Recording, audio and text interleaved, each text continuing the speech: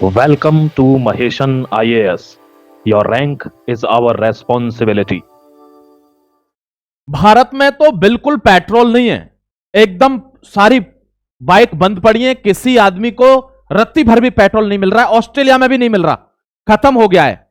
इंशाअल्लाह यहां के जो वजीर आजम हैं पाकिस्तान के, उन्होंने आज तक एक बूंद पेट्रोल की कमी नहीं होने दी, ना ही उस लेवल पर दाम बढ़ने दिए। यह मेरा कहना नहीं है, यह पाकिस्तान के ही आदमी का कहना है। मैं आपको वीडियो सुनवाऊंगा। कल मैं भूल गया था, एक दो वीडियो आपको दिखाने वाला था। एक दो हमारे साथी ने कमेंट किया कि सर वो वीडियो आपने नहीं लगाया। मेरे भाई अलग से लगा दूंगा, डोंट वरी। दुनिया में तो आप ऑस्ट्रेलिया में, इंडिया में देखें, वहां पे जो है वो किसी कीमत पे भी पेट्रोल और जो है वो डीजल जो है वो अवेलेबल ही नहीं है। यहाँ पे ये मौजूदा हुकूमत की under the leadership of prime minister ये जो है ये दिन रात की मेहनत थी कि इसमें अभी तक, आज तक और इंशाअल्लाह ताला आइंदा भी नहीं, कि एक दिन के लिए भी जो है वो ऐसा वक्त नहीं आया कि हमारे पेट्रोल पंप्स के ऊपर जो है वो लाइनें लगी हों और लोग वहाँ पे जाएं और उनको पेट्रोल जो है वो मैसर ना हो। इंडिया में हालत यह है कि वहाँ पे जो है वो अवेलेबल ही नहीं है। ऑस्ट्रेलिया तक में जो है वो ये सूरत हाल है। आप व्हाट्सएप चैनल ज्वाइन कर लिया करो। व्हाट्सएप चैनल में इस टाइप के हम वीडियो डालते रहते हैं। महेशन का व्हाट्सएप चैनल का लिंक आपको नीचे मिल जाएगा, वहां आपको वीडियो का भी लिंक मिल जाएगा। आपसे रिक्वेस्ट करता हूं आगे बढ़ने से पहले कि जिन लोगों को वीडियो नहीं मिलता है, क्योंकि मैंने देखा बहुत से कमेंट में कि सर आपका वीडियो नहीं मिलता है, तो भाई वे एक बार महेशन आईएएस डालकर चेक भी कर लें दिन में। और जिनको यह है कि मुझे चेक नहीं करना है, वे व्हाट्सएप चैनल ज्वाइन कर लेना आज ही। नीचे डिस्क्रिप्शन में लिंक मिल जाएगा और आपको डायरेक्ट लिंक वहीं मिल जाया करेगा वीडियो का, ठीक है। मतलब कुल मिला के आपको एक आर्टिकल बता रहा हूं जिसमें आप यहां देख सकते हैं कि ईरान ने जश्न मनाया है बड़े पैमाने पर कि हम युद्ध जीत चुके हैं। तो चाहिए भी है, प्रूव करूंगा, अभी ऐसा ही नहीं बोल रहा। इसने बहुत बड़ा जश्न मनाया है कि हमने जीत हासिल कर ली। एक ऐसा देश जिस पर न्यूक्लियर नहीं है, एटम बम नहीं है, उसके बावजूद उसने एक विश्व शक्ति को हरा दिया जिसके पास हजारों की संख्या में न्यूक्लियर हेड्स हैं। अब इसके बावजूद क्या हो रहा है, यहां देखिए, ये अल जजीरा ही दिखाता है ऐसी खबरें। एक नंबर का बीबीसी और अल जजीरा, ये दोनों एक नंबर के क्या हैं? ये वही हैं जो भारत में बैठे हैं, ध्यान रखना। ये बाहर की तरफ से ऐसा ही है। ये एक आदमी है, इसकी आप एक बात सुन लीजिए। इसने कहा था कि हमको आतंकवादियों से बात नहीं करनी है। पहला आतंकवादी तो ये साथ में लेके चलता है पाकिस्तान। दूसरा आतंकवादी बता रहा था ये ईरान को कि इनसे बात थोड़ी करनी है, इनके रेजिम को खत्म करना है, इनका जो शासन चला आ रहा है उसको खत्म करना है। और ये दोनों नहीं हो पाए तो क्या हुआ? स्ट्रेट ऑफ हॉर्मुज पर इसने सहमति बना दी। बात की वैल्यू नहीं है।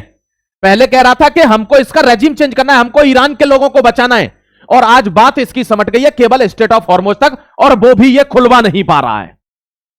बहुत ध्यान से समझना, ये तगड़ा आर्टिकल है। यही है वो स्टेट ऑफ हॉर्मुज जिस पर पहले देखिए सबसे बड़ी जो नेतन्याहू को, जो अदर कंट्रीज को सबसे बड़ी जो गुस्सा है वो क्या है?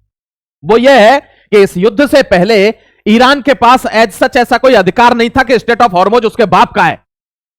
लेकिन इस युद्ध के बाद ईरान ने यह समझ लिया है कि यह मेरी बपौती है, ये मेरे ही बाप का है। अब मैं चाहूंगा तो तेल दूंगा, मैं चाहूंगा तो इसे बंद कर दूंगा। यानी ये जो रास्ता है 33 किलोमीटर का, इस 33 किलोमीटर के रास्ते पर अब ऑफिशियली उसने अपना दावा ठोक दिया है और लोग मान भी रहे हैं कि इसको अब तो ये इसी का हो गया। ये किस वजह से हुआ है? इसकी मिसकैलकुलेशन की वजह से। इसको पता ही नहीं थी कि क्या होगा क्या नहीं होगा। 40 दिन के बाद भी ये कुछ उखाड़ नहीं पाया। अब बड़े एक्सपर्ट क्या कह रहे हैं ये आपको समझने की जरूरत है। अगर इस बात को आप समझ पाए तो आप ट्रंप को समझ जाएंगे, मेरी गारंटी है मेरे भाई। देखिए, लोग कहते हैं कि ये एक बिजनेसमैन है और इस बिजनेसमैन को इन्होंने बना दिया है राष्ट्रपति अमेरिका का। अमेरिका चलता है बिजनेस के ऊपर, यानी America is a capitalist nation. अब कैपिटलिज्म पर जो चल रहा है, तो क्या हुआ था यहां पर, यहां इसने कहा था कि हम सीज फायर करेंगे ईरान के साथ। तो जैसे ही सीज फायर की बात आई, दुनिया ने समझ लिया कि तेल अब नॉर्मल हो जाएगा, दिक्कत नहीं है। तेल एकदम से क्या आ गया? यहां आ गया। यहां देख लीजिए क्या है, यह है 92 रुपए, मतलब $92 प्रति बैरल। कहां से? 120 से। और उसके जस्ट बाद अब क्या हुआ? सस्ता हो गया। अब सस्ते पे धुआंधार तेल खरीद लिया अमेरिकी बिजनेसमैनों ने, जितने भी थे इन्वेस्टर्स, उन्होंने खरीद लिया। और अगले ही दिन ये क्या कहता है? ये कहता है कि आज एक सभ्यता को खत्म कर दूंगा, आज एक सभ्यता को खत्म कर दूंगा, मतलब आज ईरान को, उसकी सल्तनत को मिटा दूंगा। और दुनिया ने समझ लिया कि अब महाभीषण युद्ध होगा, अब न्यूक्लियर फटेगा और तेल मिले ना मिले कोई पता नहीं है।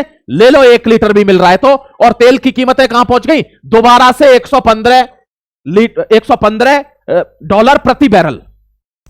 92 में खरीदा, $115 प्रति बैरल में धड़ाधड़ बेचा है। यानी 4-4 घंटे के टाइम पीरियड में हजार बिलियन, मतलब करोड़ बिलियन डॉलर से ऊपर का तेल बेच दे रहा है।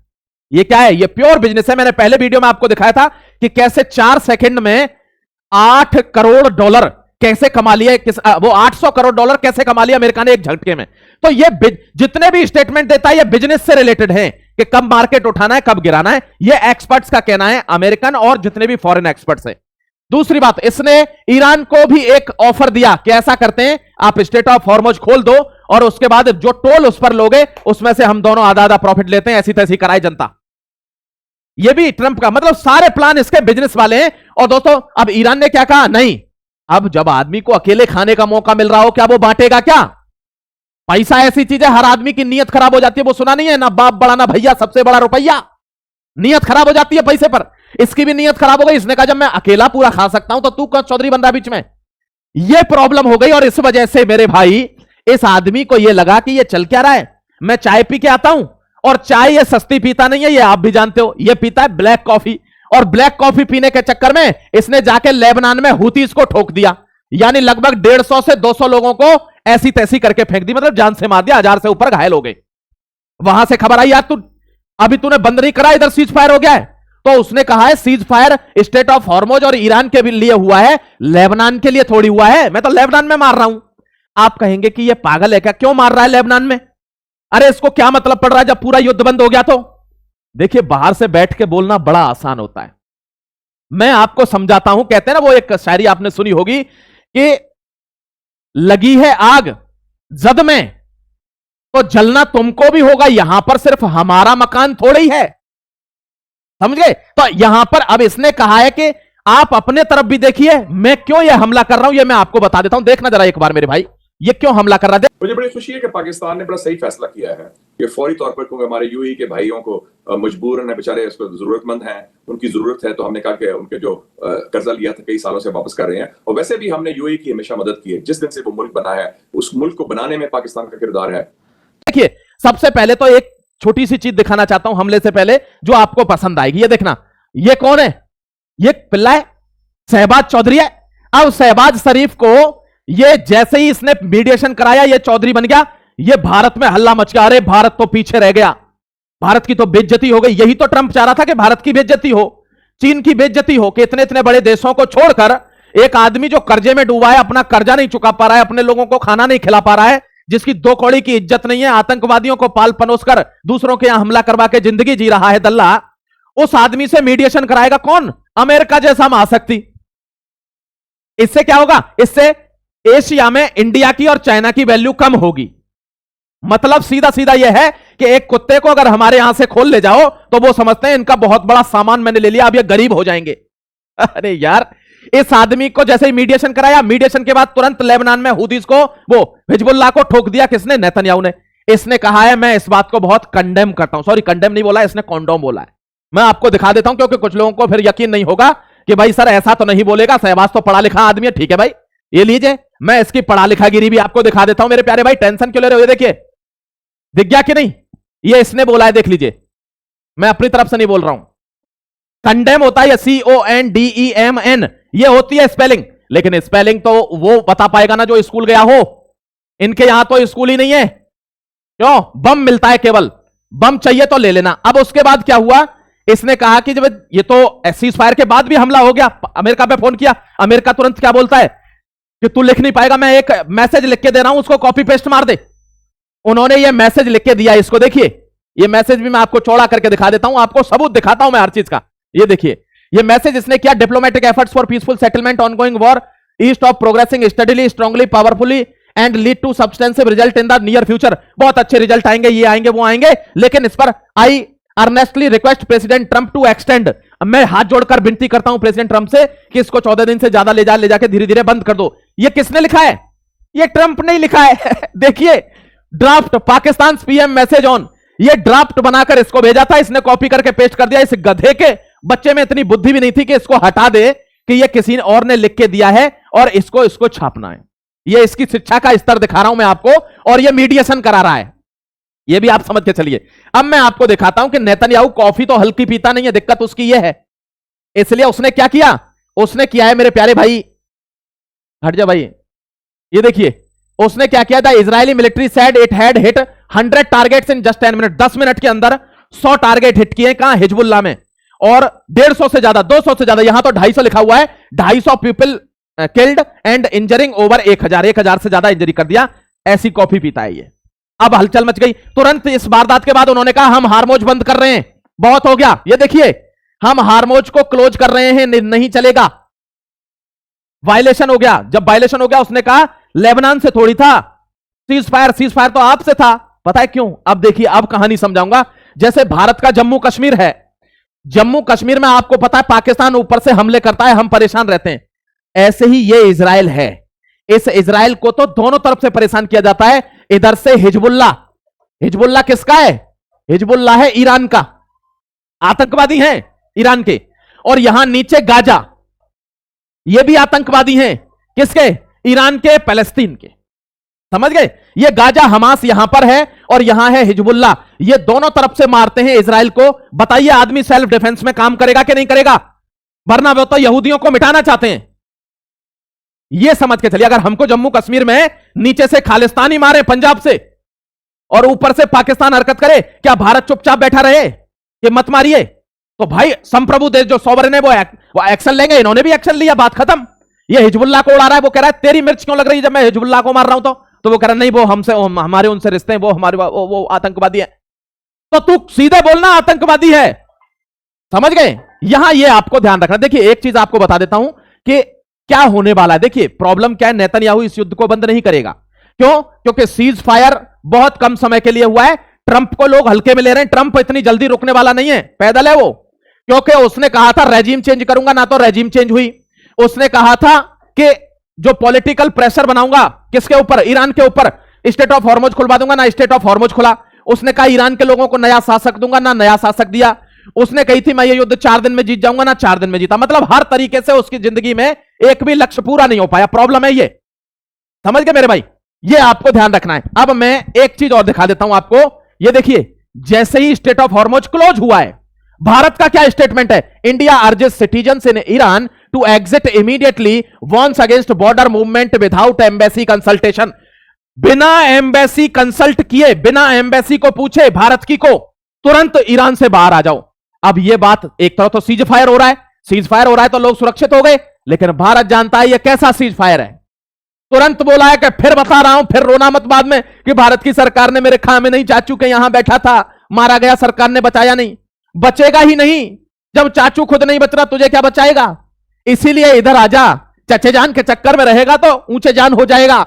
भारत ने साफ अल्टीमेटम दिया है कि वहां गड़बड़ होगी, आप निकल आइए भाई, अभी भी ना निकले तो हम नहीं कोई ऑपरेशन लॉन्च करेंगे, फिर मरो, सीधी बात है।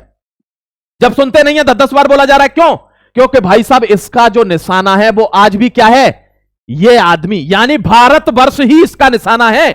इसीलिए तो ऐसे आदमी को जिस पर खाने के लिए रोटी नहीं है, इतना कर्जा है कि कर्जा चुका नहीं पा रहा है, ऐसे देश को, भिखमंगे देश को, नंगे को कोई अपना मीडिएटर बनाकर भेजेगा क्या कि तू मेरा मीडिएशन कर, मीडिएशन तो भारी आदमी को दिया जाता है, इसको दिया है, क्यों, क्योंकि इंडिया और चीन की इज्जत कम हो जाए एशिया में कि यह भी बड़ा प्लेयर है। अमेरिका का मीडिएशन करके आया है, 40 दिन के इतने बड़े युद्ध को मीडिएट करके आया है, जिससे विश्व युद्ध की तरफ जा रही थी बात, तो पाकिस्तान ने विश्व युद्ध रुकवा दिया, इसको शांति पुरस्कार दे दो, नोबेल पीस पुरस्कार दे दो सहवाग चौधरी को। इसको इसके गांव वालों ने आज तक 10 रुपए की माला नहीं पहनाई, इसको नोबेल पीस प्राइज दोगे क्या?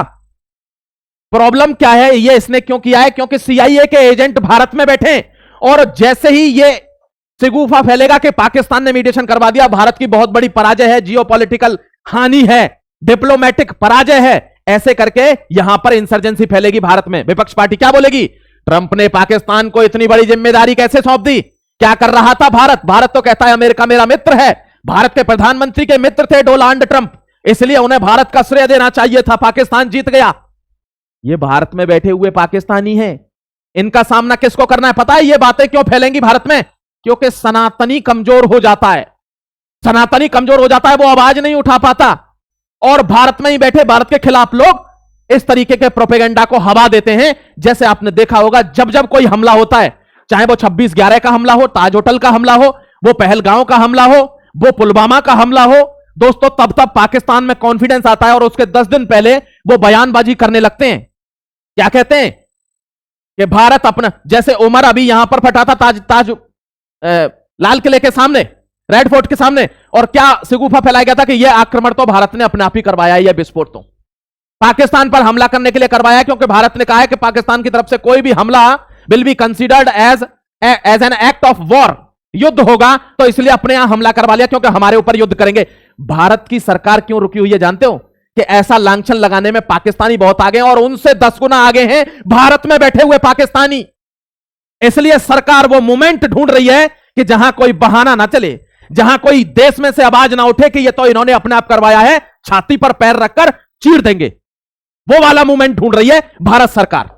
इस बात को समझना होगा। अब एक टेंशन और हो गई है, यहां देखिए यूएस, फ्रांस, रसिया सारे पीछे रह गए। होमी जहांगीर बाबा साहब का नाम सुना है? 1950s के दौर में एक ऐसा बंदा आया जिसने न्यूक्लियर को जन्म दिया। न्यूक्लियर के इलाके में उसने मतलब एक क्रांति ला दी, रिवॉल्यूशन इन न्यूक्लियर एनर्जी। आपको पता क्या हुआ है? यानी एक रिएक्टर बना है कलपक्कम में, और वो रिएक्टर अब शुरू हो गया है, हम सफल हो गए उसमें, और कोई सफल नहीं हो पा रहा है। कैसे? कि वो अगर 5 लीटर तेल खाएगा तो 5000 लीटर तेल बना देगा, एनर्जी आपूर्ति करेगा, 5000 गीगावाट एनर्जी प्रोड्यूस कर देगा। यानी जितना वो खाएगा हम लोग कंज्यूम नहीं कर पाएंगे, उससे कई गुना ज्यादा वो बनाकर दे देगा। ये ध्यान रखना, ये मोटा मोटी कॉन्सेप्ट समझो कि अगर मैं आपसे 1 रुपया ले रहा हूं तो मैं आपके लिए इतना काम कर दूंगा कि आप 100 रुपए कमाएंगे। ये रिएक्टर वही है कि हमारे लोग जितनी एनर्जी यूज नहीं कर पाएंगे उसके कई गुना ये ज्यादा बनाएगा। अब इससे सब शॉक्ड में है, क्यों? क्योंकि यूके, फ्रांस, यूएसए, इन्होंने बहुत पैसा लगाया, $बिलियन खर्च किए, लेकिन ये सफल नहीं हो पाए। ध्यान रखना मेरे भाई, ये देख लीजिए, ये है अपना self sustained nuclear fission reaction. U-238 सुना है आपने? U-238 डायरेक्ट फिजन नहीं करता है, लेकिन उसको कन्वर्ट कर लेते हैं हम U-239 में, और वहां से फिजन रिएक्शन होता है। फिजन का मतलब है ऐसे करके फूटना, और फ्यूजन का मतलब है जुड़ना। तो इसमें फिजन रिएक्शन होता है क्योंकि ये न्यूक्लियर है। यहां से क्या होता है दोस्तों? ऐसे करके ये जो U-239 है ये टकराता है सब्सटेंस से, तो सब्सटेंस विभिन्न विभिन्न भागों में डिवाइडेड हो जाते हैं, और उनसे हम हीट जनरेट करते हैं। उस हीट से पानी को गर्म किया जाता है, और उस पानी में से भाप निकलती है, और उस भाप से टरबाइन को चलाया जाता है, और टरबाइन जब चलती है तो बिजली जनरेट होती है, और यही एनर्जी बनने वाली है। यानी जितनी एनर्जी हमको जरूरत नहीं होगी उससे कई गुना ये बनाएगा। ये भारत ने बना लिया है, टेंशन मत लेना मेरे भाई। ये देखिए एडवांस न्यूक्लियर रिएक्टर सफल हो गया है, भारत की परमाणु ताकत बढ़ गई है, इसके और चनूने निकल आए हैं। ध्यान रखिएगा मेरे प्यारे भाई। यहां देखिए यूएस इजराइल वॉर, मैंने आपको बोल दिया कि नहीं थम रहा है। मैं आपको एक चीज दिखा देता हूं इसमें कि नेतन्याहू क्यों परेशान है। 100 स्ट्राइक करिए 10 मिनट में, 200 से ऊपर ज्यादा लोग मार दिए हैं। अब देखिए यहां पर, यहां हुआ था क्या, स्टेट ऑफ हॉर्मुज खोल देनी चाहिए, इन्होंने बीटो का यूज कर दिया। जैसे भारत कहता था कि पाकिस्तान एक आतंकवादी मुल्क है, Masood Azhar is a terrorist, तो चाइना बीटो दबा देता था कि नहीं, मेरी नजर में ये टेररिस्ट नहीं है, मेरा तो ये अच्छा आदमी है, मेरे लिए काम करता है। ऐसे ही क्या हुआ, स्टेट ऑफ हॉर्मुज के लिए यूएन में वोट पड़ा, क्या स्टेट ऑफ हॉर्मुज खुल जाना चाहिए, तो चाइना और रसिया ने वोट दबा दिया कि नहीं खुलना चाहिए, मजा बहुत आ रहा है, हमको वर्ल्ड वॉर में जाना है, इसलिए उन्होंने मना कर दिया है। ध्यान रखिएगा, ये यूएन में उन्होंने बीटो का यूज कर दिया है मेरे दोस्त। ये क्या कह रहे हैं, we are in world war, billionaire investor calls China Russia winners in the Iran conflict.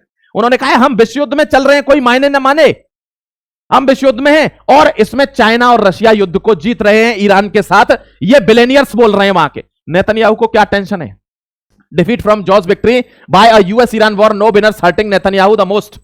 वैसे तो युद्ध में कोई जीतता नहीं है, हमेशा सीख मिलती है क्योंकि दोनों तरफ से नुकसान होता है। लेकिन दोस्तों नेतन्याहू को यह टेंशन है कि अमेरिका और इजराइल मिलकर एक ईरान को युद्ध कर रहे थे और कोई नतीजा नहीं निकला, यह हॉन्ट कर रही है बात। और बाद में क्या हुआ, यूएस ने ईरान की बातों पर ही हॉर्मुज को खोलने की सहमति बना ली। आप लिखिए कमेंट सेक्शन में आपको क्या लगता है, क्या ट्रंप का यह जो फैसला है वो 2 कदम पीछे लेके आक्रमण का है क्या, या कोई और बात है, या ट्रंप घबरा गया है? आप जरूर बताइए, आपके कमेंट्स बहुत अच्छे आते हैं, उसको देखकर मुझे समझ में आता है कि वास्तव में लोग जियोपॉलिटिक्स जानते हैं। यहां देखिए Iran says there will be alteration way to other than state of Hormuz. Iran कह रहा है हम आपको एक दूसरा रास्ता प्रोवाइड करवा देंगे हॉर्मुज के अलावा।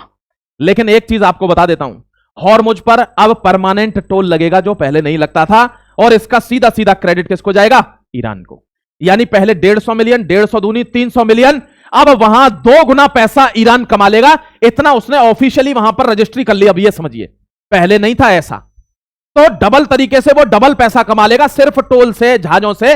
यह बात कंफर्म हो गई है और ये ट्रंप की वजह से हो गई है। और इसी बात पर खिसियाकर ट्रंप ने फिर नाटो को एक बार गाली दी है कि काम नहीं आए तुम काम नहीं आए, तुमको ऐसे टाइम पर धोखा दूंगा। तू धोखा कहां देगा, तू तो 82-83 साल का हो गया, तुझे तो जिंदगी धोखा देने वाली है कुछ दिन में। समझ गए दोस्तों? फिर आऊंगा आपके सामने। देखिए, आपको एक न्यूज मैंने जोड़ी नहीं है, फिर बहुत लंबा हो जाता है आर्टिकल इस वजह से। लेकिन कुछ मेरे दोस्त कह रहे थे सर आप लंबाई बनाया करिए, हमको समझ नहीं आता है ये 20-25 मिनट कब निकल जाते हैं। कनेक्टेड रहते हैं थ्रू आउट द आर्टिकल। अच्छा लगता है दोस्त, बहुत अच्छा लगता है दिल में ऐसी चीजें सुन के। आपका बहुत बहुत शुक्रिया करता हूं। अटल बिहारी वाजपेयी साहब की 2 लाइनें भी कह देता हूं कि प्यार इतना परायों से मुझको मिला, ना अपनों से बाकी है कोई गिला। बात ऐसी नहीं कि कोई गम ही नहीं, दर्द अपने पराये कुछ कम भी नहीं। हर चुनौती से 2 हाथ मैंने किए, आंधियों में जलाए बुझते दिए। तो ऐसी बात नहीं है कि कोई गम नहीं है। गम है मुझे, क्यों? क्योंकि ऑफिशियल वर्क्स की वजह से टाइम नहीं मिल पाता। लेकिन फिर भी टाइम निकालना है। क्यों? क्योंकि इतने लोग प्यार देते, इतने लोग जुड़े हुए हैं, उनको ऐसे नहीं छोड़ सकते भरोसे।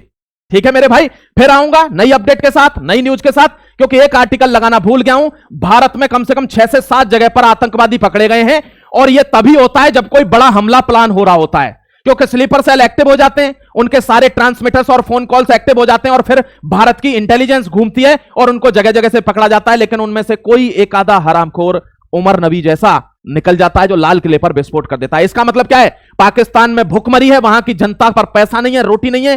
पाकिस्तान के पास कोई विकल्प नहीं है भारत के साथ युद्ध करने के अलावा, क्योंकि जब युद्ध होगा तो भारत के साथ इंडल्ज हो जाएगी वहां की भूखी जनता भी। और उनकी सरकार को बचाने का यही एक तरीका होता है, कोई तरीका नहीं होता। अब ये क्यों ऐसे वातावरण बन रहे हैं, ये भी आपको बता देता हूं। क्योंकि पहलगाम अटैक की एनिवर्सरी आ रही है। असली में पाकिस्तानी ऐसी ही चीजों पर हरकत करते हैं तारीख के हिसाब से। भारत ने भी तारीख के हिसाब से काम करना शुरू किया है। ऑपरेशन सिंदूर की डेट आ रही है। ठीक है, पूरी तरीके से हम अटेंटिव हैं। कई जगह हमने आईईडी एक्सप्लोसिव वो कर लिए, मैं यहां दिखा नहीं रहा हूं। एक खिलौने वाली गाड़ी है, खिलौने वाली गाड़ी में आईईडी रखा हुआ है, उसको फाड़ने की कोशिश थी। जैसे ये ओरिजिनल गाड़ी थी जो यहां लाल किले पर थी, उन्होंने इस बार टॉय कार में बड़ा एक्सप्लोसिव रखकर उसको फाड़ने की कोशिश थी। कई जगह से लोग पकड़े गए, जम्मू कश्मीर से पकड़े गए, चंडीगढ़ से पकड़े गए, हैदराबाद से पकड़े गए, लखनऊ से पकड़े गए, केरल से पकड़े गए।